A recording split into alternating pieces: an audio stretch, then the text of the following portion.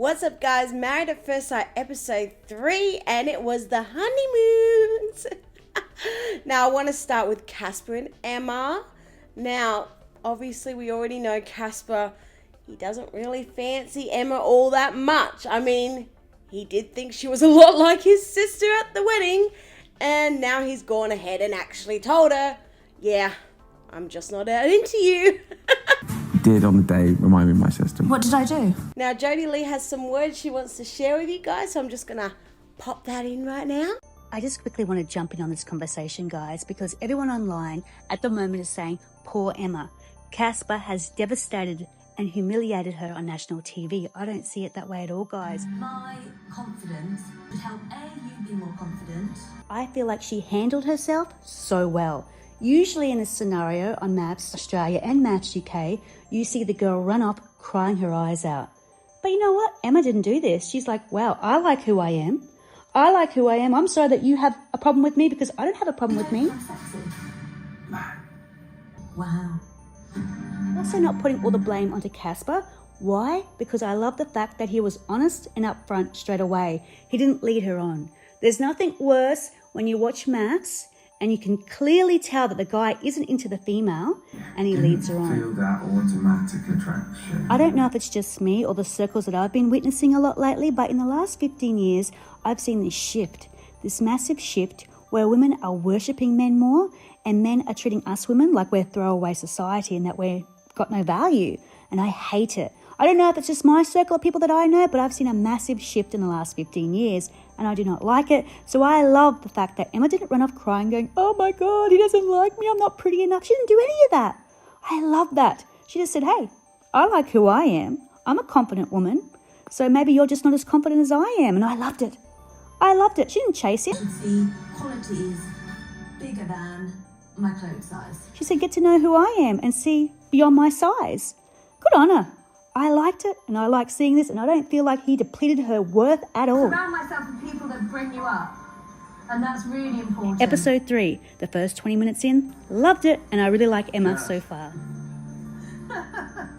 Now, I agree with everything Jodie Lee said, and I also want to add that, you know, at the end of the day, yes, you're part of this experiment, you know, you're trying to see beyond the person's physicality, but I mean, if you're not that into the person, what can you do? Where are you going to go from there, you know? I mean, he thinks she's his sister. Honestly, if he's correlating her to his sister, then maybe we don't want him starting to get attracted to her, you know what I mean? I rarely have gone for the curvier person. Yes, maybe he could have worded himself a little better. But hey, you know, if he's not into bigger girls, he's not into bigger girls. Speaking on behalf of, well, myself, not anyone else, but for me personally, I'm a lot bigger than Emma, let me tell you that much. But as a big girl myself, I personally am not attracted to bigger guys. Like, physically, I'm not. I prefer more of the thinner physique. That's my personal preference. I'm not expecting anyone to like my physique at all, because everyone has a personal preference. There's plenty of people out there that like the bigger chunky girls. The experts should have matched her with somebody who was into that. Let's be honest. That's their job. They would have known. They would have asked him, you know, what are you into?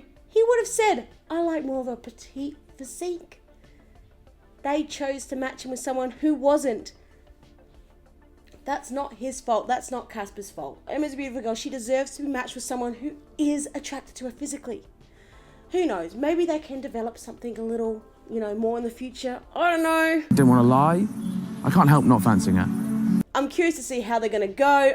I don't feel like it's going to go very far.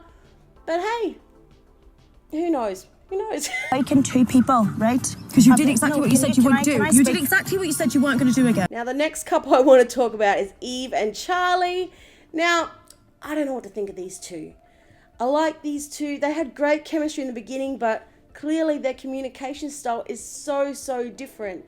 And they are just not getting along now at all. Eve is obviously someone who does not handle conflict on any level. Like, there are moments that, you know, right at the end there, I'm looking at Charlie and she's not really saying anything too bad, but Eve is obviously not liking it. So she's having to remove herself. And I don't know if this is a build-up from the whole time they were on the honeymoon. Like screaming in the house down, banging my door when I had to get What, when you walked out again, left me sleeping on my own again? You asked us.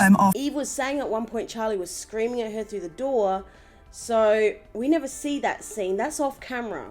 So I'm curious how bad that got, and whether Eve is just fed up from the whole trip on the honeymoon, or if she really is someone that can't handle a lot of conflict. You know, some people, they just can't handle any level of conflict, which is fair enough.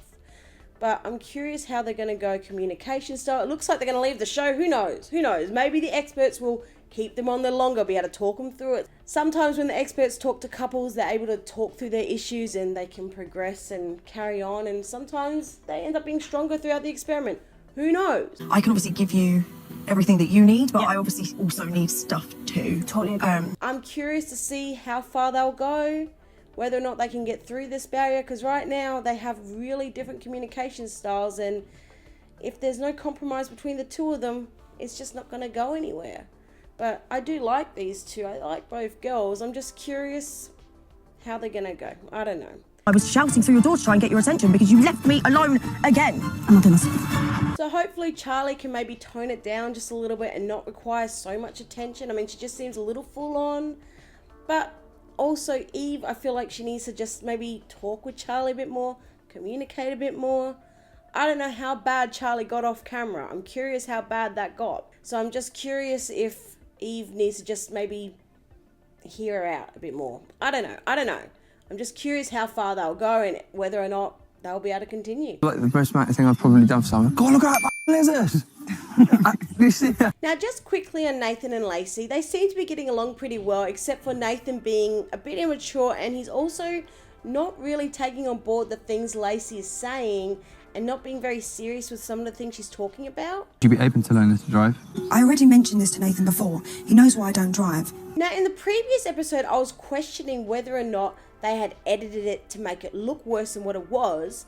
The scene where Lacy is telling Nathan that her friends had passed away in a car accident, and then he goes and says, "Oh, your hair looks nice." I had a car crash, so... Yeah, dark features. You got dark features. Yeah. Sorry, Talk about like seriously. I thought that was an odd scene, and I didn't know whether it was real or not. Now I'm realizing it was real, because in this episode he's saying, "Oh, why are you afraid of being in a car?" when she had clearly told him that reason at the reception.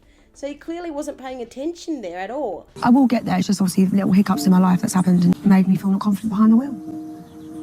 Cool. I understand he has an issue with that, so hopefully he can start to work on it, because seriously, if he keeps asking her why she's scared of being in a car, then yeah, I mean, it's not good. You know, he's got to start working on being able to focus on at least the serious things. Switch on a little bit next time you mention anything that's sort of deep for you. Hopefully he does. And hopefully he can be a bit more mature as well. What are you up to? It's like so.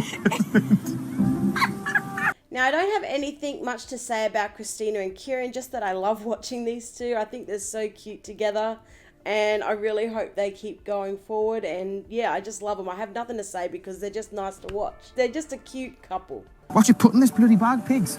Yeah, I thought I'd need a big enough bag to sneak one home. So that's it for the episode. Let me know what you guys think. Do you think that Casper was being too harsh with Emma?